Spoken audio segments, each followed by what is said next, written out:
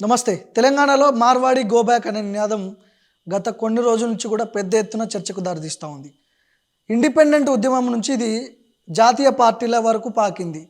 ఒక వర్గమేమో మార్వాడీలు తెలంగాణలో ఉన్న వ్యాపారుల మీద వాళ్ళ పొట్ట కొడుతున్నారు, తెలంగాణ సొమ్ముతో వ్యాపారం చేస్తూ తెలంగాణ ప్రజల మీద దాడి చేస్తున్నారని చెప్పి ఒక వర్గం మాట్లాడుతుంది. జాతీయ పార్టీ అయిన బీజేపీనేమో లేదు లేదు ఇది వీళ్ళు మాకు అనుకూలంగా ఉంటారు, అందుకనే కొన్ని శక్తులు వీళ్ళని ఇట్లా ప్రభావితం చేసి వ్యతిరేకంగా మాట్లాడుతున్నాయి వీళ్ళ మీద అని చెప్పి బీజేపీ పార్టీలో ఉన్నటువంటి కీలక నాయకులు మాట్లాడుతున్నారు. అసలు ఈ చర్చ కరెక్టేనా? తెలంగాణలో సెక్యులర్ దేశం అని చెప్పి చాలామంది మాట్లాడుకుంటారు మన రాష్ట్రంలో, మన దేశంలో. ఈ చర్చ కరెక్టేనా కాదా? మాట్లాడదాం. నాతో పాటు మాజీ మావోయిస్టు జంపన్న గారు ఉన్నారు. నమస్తే జంపన్న గారు. ఈ చర్చ గత కొన్ని రోజుల నుంచి కూడా కొంత బలాన్ని చేకూర్చింది. ఇప్పుడు ఈ చర్చ వల్ల తెలంగాణలో మార్వాడి గో బ్యాక్ అసలు ఏంటి చర్చ? కరెక్ట్ అర్థవంతమైన చర్చ అయినా లేకపోతే వాళ్ళ స్వార్థాల కోసం రాజకీయ ప్రయోజనాల కోసం జరుగుతున్నటువంటి ఉద్యమమా ఏంటి? అసలు మీరేమనుకుంటారు దీని గురించి? ఇప్పుడు ఒకటేంటిదంటే ఫస్టే ఇప్పుడు మార్వాడి గో బ్యాక్ అనే నినాదం ఏదైతే ఉందో ఈ నినాదం తప్ప ఒప్ప అనే చర్చ కంటే కూడా అంటే ముందుగా అసలు ఎందుకు స్టార్ట్ అయింది, ఎక్కడ ప్రారంభించబడింది, దీని కారణాలు ఏంటి అని పరిశీలిస్తే మనకు లోతు అర్థమవుతుంది, సమస్య అర్థమవుతుంది. ఈ సమస్య ఇది ఏమీ పరిశీలించకుండా మార్వాడి గో బ్యాక్ కరెక్టా కాదా, రాజ్యాంగం ఏం చెప్తుందని మనం చర్చించడం అనుకో మనకేమీ అర్థం కాదు. చర్చిద్దాం, అది కూడా తప్పనిసరి చర్చిద్దాం. కానీ ఎందుకు మాట్లాడేది ఈ ప్రజలు అంటే ఇప్పుడు సికింద్రాబాద్ ఏదైతే మోండా మార్కెట్ లోపల ఏదైతే గొడవ జరిగిందో గొడవ జరిగిన తర్వాత ప్లేరప్ అయిపోయింది. అది అంటే ప్లేరప్ కావడం లోపల ఏంటంటే సడన్గా అంటే ఆ ఒక్క రోజులో 2 రోజుల లోపల ప్లేరప్ అయింది అనేది అవుతుందో అది వాస్తవమా? అంటే ఆ ఘటన మాత్రమే దాని నుంచి మాత్రమే జరిగితే ఇవాళ తెలంగాణ ప్రజలు అనేక ప్రాంతాల్లో ఇప్పుడు నిత్యం దాదాపుగా ఇప్పుడు 20 రోజుల కాంచి కూడా నువ్వు డిజిటల్ మీడియా ఛానల్ చూడు, ఏ మీడియా ఛానల్ చూసినా కానీ ఏంటంటే దాంట్లో బట ఈ మార్వాడికి వ్యతిరేకంగా గోబ్యాక్ నినాదం అంటూ ఏ చర్చ అయితే జరుగుతున్నది కదా. అంటే ఎందుకు జరుగుతుంది? ఎందుకు ఈ ప్రజలు బంద్ పెడుతుండ్రు, ఎందుకు ఈ ప్రజలు ధర్నా చేస్తుండ్రు, ఎందుకు మాట్లాడుతున్నారు? మాట్లాడే వాళ్ళు ఎక్కువ మంది మనం గమనిస్తే తెలంగాణ లోపల చాలా ఎక్కువ మంది ప్రజలు మాట్లాడుతుండ్రు. అంటే మెజారిటీ పీపుల్ మాట్లాడుతుండ్రు కదా. మెజారిటీ పీపుల్ ఎందుకు మాట్లాడతారు? ఉత్తగానే మాట్లాడరు కదా. ఇక్కడ తెలంగాణ ప్రజలు నువ్వు ఏదంటే అది ఈ గొడవ జరిగితే గొడవకు మరి తెలంగాణ ప్రజలకు సంబంధం ఏంటో ఉంటుంది కదా. వాస్తవంగా ఆ గొడవలో కూడా మనం గమనిస్తే మార్వాడి వ్యాపారస్తుడు ఒక అహంకారంతో ఒక దూకుడు స్వభావంతో అక్కడ దళితుని పైన దాడి చేస్తే వాస్తవం ఏం జరగాలి? దళితుని పైన దాడి జరిగినప్పుడు తప్పనిసరిగా మార్వాడి వ్యాపారస్తుని పైన ఏంటంటే కేసు పెట్టి జైల్లో పెట్టాలి. దానిపైన కదా మాట్లాడవలసింది. మరి కేసు పెట్టినరా? జరిగిందా లేదా? అసలు దానిపైన ఎంతైతే రావాలనో ఈ మార్వాడీలు మాట్లాడుతున్నారా లేదా? ఈ పార్టీలు ఏ పార్టీలు అయితే ఇప్పుడు ఇవాళ మార్వాడీలు గోబ్యాక్ ఎట్లయితారని చెప్పి మాట్లాడుతుండ్రో మరి దానిపైన మాట్లాడిరా? ఇదేమీ మాట్లాడరు. చర్చ గోబ్యాక్ సరైందా కాదా? వాస్తవంగా ఈ ప్రజలు తెలంగాణ ప్రజలు ఏదైతే ఉందో ఇవాళ మనం ఎక్కడి 1969 తెలంగాణ ఉద్యమం ఎందుకు వచ్చిందో ఆలోచించాలి. ఈ సోకాల్డ్ బీజేపీ నాయకులు కూడా ఇప్పుడు మాధవిలత మాట్లాడింది, కేంద్ర మంత్రి బండి సంజయ్ మాట్లాడాడు, కేంద్ర హోం సహాయ మంత్రి మాట్లాడాడు. అంటే ఫస్ట్ ఈ దాడిని ఖండిస్తున్నామని చెప్పి స్టార్ట్ చేసి వాళ్ళు మాట్లాడలేదు, దాడిని ఖండించలేదు, కానీ వాళ్ళు మాకు అనుకూలంగా ఉన్నారు అని చెప్పి మాట్లాడినారు. దాడిని ఎక్కడ కూడా ఖండించలేదు. ఎట్లా చూడాలి దీన్ని? అంటే వాళ్ళ ఆలోచన ఏంటంటే ఇప్పుడు ఈ పార్టీలు బీజేపీ కానీ కాంగ్రెస్ కానీ ఈ 2 అఖిల భారత పార్టీలు. అఖిల భారత పార్టీలు అంటే మనం గుర్తుపెట్టుకోవాల్సింది ఏంటంటే బడా పెట్టుబడిదారులకు సపోర్ట్ చేసే పార్టీలు ఇవి. బడా పెట్టుబడిదారులకు సపోర్ట్ చేసే పార్టీలు ఎప్పుడు కూడా అంటే అఖిల భారత స్థాయి లోపల ఈ మార్కెట్ అంతా కూడా ఏకీకృత మార్కెట్, ఓన్లీ 1 మార్కెట్ ఉండాలని దాంతో మాట్లాడతారు. ఓకే. అంటే బడా పెట్టుబడిదారులే తప్ప స్థానికంగా ఉన్న ఇక్కడ అంటే చిన్న మధ్యతరగతి వ్యాపారస్తులు ఉత్పత్తిదారులు ఉన్నారు కదా. ఈ ఉత్పత్తిదారుల గురించి ఈ వ్యాపారస్తుల గురించి వాళ్ళు మాట్లాడరు. వాళ్ళే కాదు, ఇప్పుడు ఇవాళ నేషనల్ మీడియా ఉంది. నేషనల్ మీడియా మాట్లాడుతుందా? నేషనల్ మీడియా పేపర్ అంటే ప్రింట్ పేపర్ కావచ్చు లేకపోతే అంటే మీడియా సాటిలైట్ ఛానల్స్ కానీ మాట్లాడుతున్నారా? వీరు మాట్లాడరు. ఎవరు మాట్లాడుతుండ్రు? ఇప్పుడు ఇక్కడ డిజిటల్ మీడియా మాట్లాడుతుంది, సాధారణ ప్రజలు మాట్లాడుతుండ్రు. అవును. అంటే ఇక్కడ డిఫరెన్స్ ఉన్నది, మరి ఇక్కడ గమనించాలి. కాబట్టి బీజేపీ ఇందులో అన్నిటికంటే ఎక్కువగా అది ఏంటంటే బడా పెట్టుబడిదారుల ప్రయోజనాల కోసము. బడా పెట్టుబడిదారులు అంటే ఎవరు? గుత్త పెట్టుబడిదారులు. గుత్త పెట్టుబడిదారులకు రాష్ట్రము ప్రాంతం అనేది ఏముండదు, మొత్తం దేశమంతా కూడా వాళ్ళకి మార్కెట్ కావాలి. ఓకే. దేశమంతా వాళ్ళకి మార్కెట్ కావాలి. కాబట్టి ఆ పెట్టుబడిదారుల దగ్గర డబ్బులు తీసుకుంటారు. ఆ డబ్బులు తీసుకుని ఏంటంటే వాళ్ళు దానికోసం ఉంటారు. అంటే నేను ఇంకొకటి చెప్తా. అయితే ఇప్పుడు బడా పెట్టుబడిదారులు అంటే మరి మార్వాడీలు అందరూ బడా పెట్టుబడిదారులా? మొత్తంగా మార్వాడీలు మొత్తం బడా పెట్టుబడిదారులు కాదు. కానీ మార్వాడి లోపల ఉన్న ఎవరైతే ఇప్పుడు బేగం బజార్ ఉంది, బేగం బజార్ లోపల హోల్సేల్ మార్కెట్ కదా. అక్కడ 80 అంటే తెలంగాణ లోపల ఒక 80% వ్యాపార రంగంలో, ఉత్పత్తి కాదు అనేది, వ్యాపార రంగం లోపల, సర్వీస్ రంగం లోపల ఎవరున్నారంటే మార్వాడి వాళ్ళు ఉన్నారు. అంటే బేగం బజార్ అనేది సెంటర్ కదా తెలంగాణకు. ఇక్కడి నుంచి అన్నీ, అది కిరాణం కావచ్చు, స్టేషనరీ కావచ్చు, లేదా ప్లాస్టిక్ కావచ్చు, లేదా అనేక రకాల వస్తువులు ఏవైతున్నాయో ఇక్కడి నుంచి మార్కెట్ చేయబడతాయి. కాబట్టి చైన్ సిస్టమ్ అంటే హోల్సేల్ మార్కెట్కు, తర్వాత రిటైల్ రంగంలో బట్టి కూడా ఎవరున్నారు ఇవాళ? రిటైల్ రంగంలో బట్టి కూడా మార్వాడికి సంబంధించిన వాళ్ళే. వాళ్ళ వర్గానికి సంబంధించి వచ్చినప్పుడు వాళ్ళు చిన్న మధ్యతరగతి వర్గాలే. వీళ్ళందరూ రిటైల్ రంగంలో ఉన్న వాళ్ళందరూ బడా పెట్టుబడిదారులు కాదు. బడా పెట్టుబడిదారులు ఎవరున్నారంటే బేగం బజార్లో ఉంటారు. బడా పెట్టుబడిదారులు ఎక్కడ ఉంటారు? వరంగల్ మార్కెట్లో ఉన్నారు, కరీంనగర్లో ఉన్నారు, హోల్సేల్ వాళ్ళు. కానీ రిటైల్ వాళ్ళు ఎవరైతే ఉన్నారో వాళ్ళ వర్గము పేద మధ్యతరగతి వర్గాలే అయినప్పటికీ కూడా ఆ సిస్టమ్ ఏదైతుందో మార్వాడి సిస్టమ్, అంటే ఇతర కులాల్లో కూడా ఆ సిస్టమ్ లేదు వ్యాపార రంగాల. కానీ మార్వాడి అనే ఒక సిస్టమ్ ఏదైతుందో, అంటే మార్వాడిలో ఉన్న రిటైల్స్ మార్వాడి హోల్సేల్ కాడికి పోతాడు. మార్వాడి హోల్సేల్ ఏం చేస్తాడు? రిటైల్కి సంబంధించింది ఏందో వాళ్ళకు అన్ని రకాలుగా క్రెడిట్ ఇస్తాడు, రేట్లు తగ్గించేస్తాడు, తర్వాత అలా మోసగించే పద్ధతులు చెప్తాడు, తర్వాత అలా నాసీ రకమైన సరుకులు కూడా అంటే హోల్సేల్ నుంచి కూడా ఏంటంటే ఇక్కడికి వస్తాయి. ఇవన్నీ ఏంటంటే ఇది ఒక చైన్ ఇది. కాబట్టి ఈ చైన్ ఏదైతుందో ఈ చైన్ మూలంగా ఇవాళ అంటే ఇప్పుడు ఇతర వ్యాపారులు అందరూ దెబ్బతింటారు, కానీ మార్వాడి వ్యాపారులు దెబ్బతిన్నారు. తెలంగాణలో ఉన్న వ్యాపారుల మీద ఏమన్నా దెబ్బపడే అవకాశం ఉందో వీళ్ళ వల్ల? తెలంగాణలో ఉంటూ తెలంగాణ వ్యాపారాలు చేస్తున్నటువంటి మన వాళ్ళ మీద ఇబ్బంది పడే అవకాశం ఉందా? లేదు, దెబ్బతింటున్నారు కదా. ఇప్పుడు తెలంగాణ లోపల వ్యాపారాలు అన్ని దెబ్బతిన్నాయి. ఇప్పుడు ఎవరి వ్యాపారం వాళ్ళది. ఇక్కడ ఎవరైనా బతకొచ్చి ఏదైనా వ్యాపారం వ్యాపారం చేయొచ్చు. ఇప్పుడు ఎవరైనా ఇప్పుడు ఒకటి ఏంటంటే రాజ్యాంగ ప్రకారంగా భారతదేశం లోపల ఉద్యోగి కానీ వ్యాపారస్తుడు కానీ ఎక్కడికైనా పోయి చేయొచ్చు. ఇప్పుడు తెలంగాణ వాళ్ళు కూడా ఉత్తరప్రదేశ్ పోవచ్చు, రాజస్థాన్ పోవచ్చు, హర్యానాకు పోవచ్చు, ఎక్కడికైనా పోవచ్చు కదా.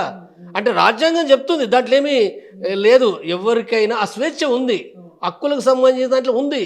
అది సరైందే, అది 100% సరైందే. కానీ దాని అర్థం ఏంటంటే అట్లా అన్నమంటే అంటే ఎవరు ఏ రకంగానైనా ఏ ప్రాంతాల్లో పట్టినైనా పోయి దోపిడీ చేయొచ్చు, ఆ మొత్తం మార్కెట్ని అంతా కూడా కబ్జా చేయొచ్చా? ఇప్పుడు మొన్న ఒక టీవీ డిబేట్లో చూసిన ఒక మార్వాడికి సంబంధించిన వ్యక్తి, మీ తెలంగాణ వాళ్ళకి వ్యాపారం చేయడం రాదు, తాగి తిని పడుకుంటారు, మీకు వ్యాపారం చేయడం రాదని చెప్పి డైరెక్ట్ టీవీ డిబేట్లో మాట్లాడింది. ఏంటి ఈ మాటలను ఎట్లా చూడాలి? నేను చెప్తాను. అంటే ముందు వచ్చిన ఇప్పుడు అఖిల భారత మార్కెట్ అనేది అవుతుందో ఎవరైనా ఎక్కడికైనా పోవచ్చు.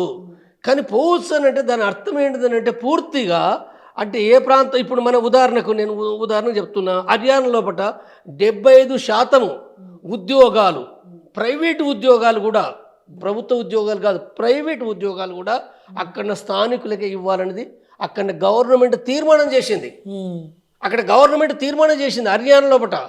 తమిళనాడు గవర్నమెంట్ తీర్మానం చేసింది అక్కడ స్థానికులకు ఉద్యోగాలు అని చెప్పి, ప్రైవేట్ ఉద్యోగాలు కూడా. కాబట్టి కర్ణాటక లోపల కూడా ఆల్రెడీ తీర్మానం, ఇంకా బిల్ పాస్ కాలే, కర్ణాటక గవర్నమెంట్ కూడా అక్కడ స్థానికులకు ఉద్యోగాలు ఉండాలి అనేది తీర్మానం చేసింది. అంటే అంటే దీన్ని ఏమర్థం చేసుకోవాలి?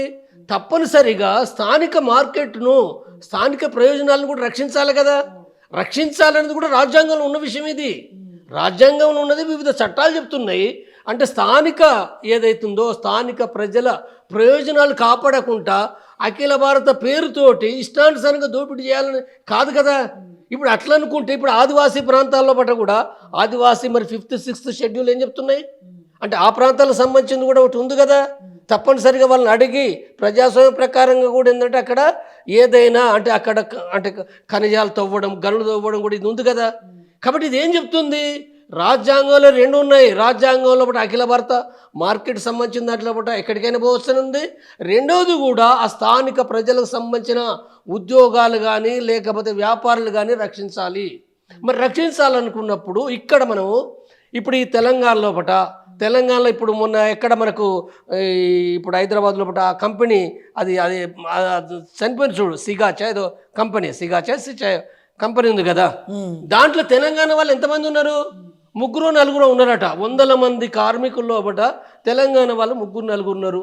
మరి 3-4 ఉంటే ఇప్పుడు ఏ కంపెనీలో చూడు, మార్వాడి పెట్టుకునే కంపెనీలో ఒకట రాజస్థాన్ నుంచి గుజరాత్ నుంచి వాళ్ళు తెచ్చుకుంటున్నారు. స్థానిక ప్రజలు మరి ఏం కావాలి, ఇప్పుడు ఇక్కడ భూమి వాడుకుంటున్నారు, ఇక్కడ నీరు వాడుకుంటున్నారు, ఇక్కడ ప్రభుత్వం అంటే ఈ రాష్ట్ర ప్రజల పన్నులతోటి కదా రోడ్లు కమ్యూనికేషన్ ఇవన్నీ వస్తున్నాయి కదా.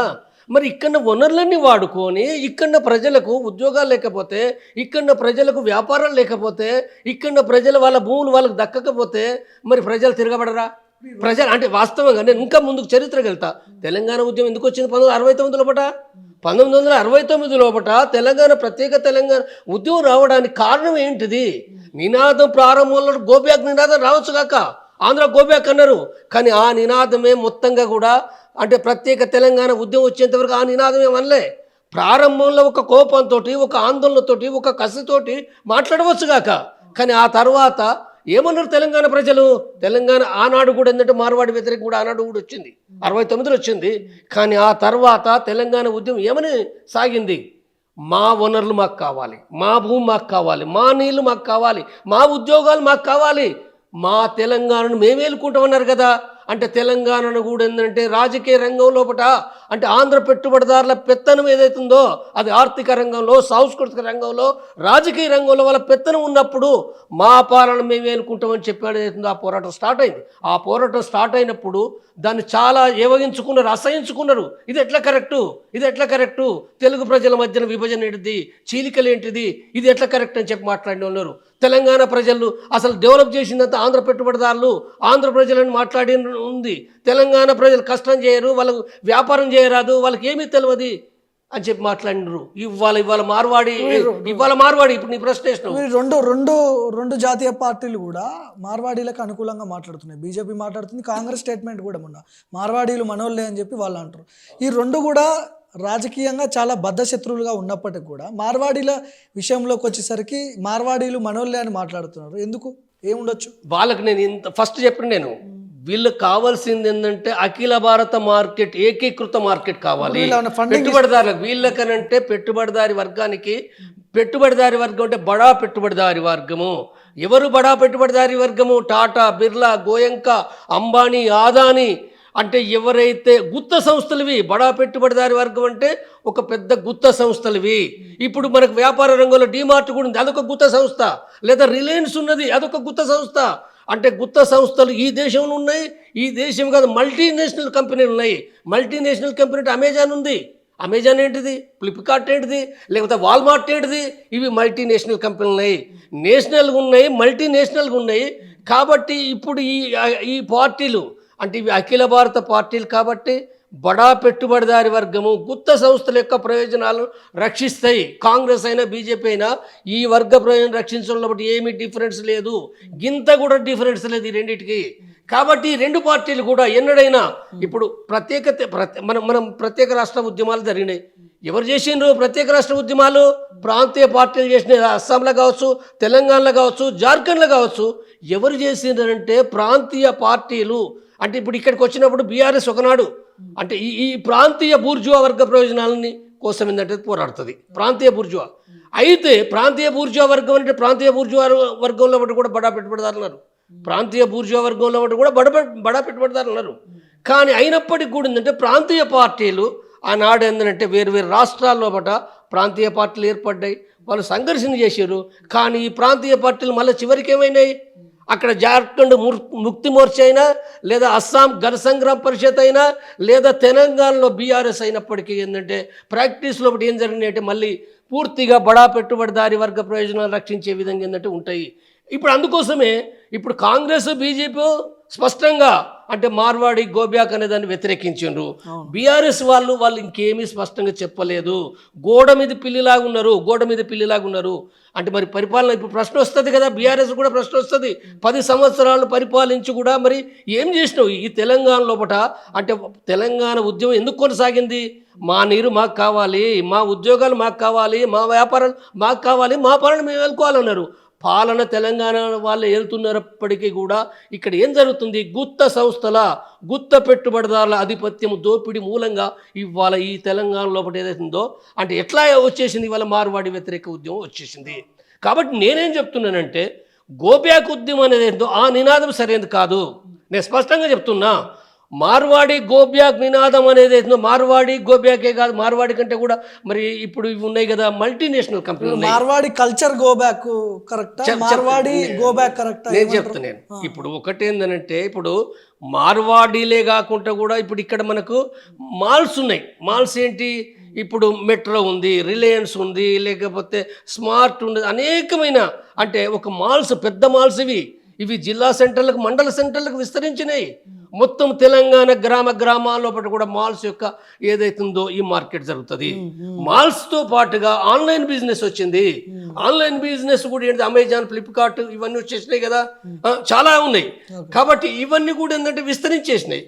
వీటితో పాటుగా మార్వాడి సంబంధించిన వ్యాపారం ఏదైతుందో అంటే హోల్సేల్ అండ్ రిటైల్ మిక్స్డ్గా జరిగేదైతుందో వీటి మూలంగా ఇక్కడ తెలంగాణలో పట్టిన చిన్న వ్యాపారులు, మధ్యతరగతి వ్యాపారులు, వాళ్ళ సాధారణంగా చిన్న మధ్యతరగతి దాంట్లో బట్టి ఎక్కువగా ఇప్పుడు ఇవాళ బీసీలు, దళితులు లేదా కొంతమంది రెడ్డి, కమ్మ, వెలమ వాళ్ళు ఉన్నప్పటికీ కూడా వీళ్ళు వచ్చేసారు. అంటే ఒకనాటి అంటే కుల వృత్తుల ప్రకారం ఏమీ లేదు. కుల వృత్తుల ప్రకారం అంటే వైశ్య కదా చేసేది. కాబట్టి వైశ్య అనేది ఏందో, వైశ్య అంటే సాధారణంగా వాళ్ళు పట్టణాలకు వచ్చేసారు, వాళ్ళు కొంత వ్యాపారాలు చేసుకుంటున్నారు, కానీ వాళ్ళవి కూడా కొంత నష్టపోతున్నారు వాళ్ళు. కానీ ఒక రకంగా చెప్పాలంటే ఏంటంటే ఇవాళ ఈ పని చేసేది ఏమవుతుందో ఇవాళ ఈ వ్యాపారం లోపల ఉద్యోగాలు దొరకనప్పుడు గవర్నమెంట్ ఉద్యోగాలు లేవు, ప్రైవేట్ ఉద్యోగాలు లేవు. ప్రైవేటు ఉద్యోగాలు కూడా దొరికితే కూడా 10,000 లేవు, 15,000 లేవు. కాబట్టి ఈ పరిస్థితి లోపల వాళ్ళు ఏదో ఒక రకంగా అప్పు చేసి ఏదో రకంగా వ్యాపారం పెడితే ఆ వ్యాపారం కూడా లాస్ అవుతుండ్రు. అంటే వీటిని తట్టుకోలేకపోతున్నారు. ఒక్క మార్వాడే కాదు, మార్వాడిని తట్టుకోలేకపోతున్నారు, మాల్స్ని తట్టుకోలేకపోతున్నారు, తర్వాత ఇప్పుడు ఆన్లైన్ బిజినెస్ తట్టుకోలేకపోతున్నారు. వీటన్నిటి మూలంగా అంటే వ్యాపారాలు పోయినాయి, ఉద్యోగాలు పోయినాయి, అన్నీ పోయినాయి. కాబట్టి ఇది ఏదైతుందో తెలంగాణ ఒక సంక్షోభం ఉంది. తెలంగాణ సంక్షోభం అవుతుందో తెలంగాణ వచ్చినా అంటే వాళ్ళ అనుకున్న ఆకాంక్షలు, వాళ్ళ ప్రయోజనాలు వాళ్ళు నెరవేరలేదు కాబట్టి ఈ సంఘర్షణ ప్రారంభించబడింది.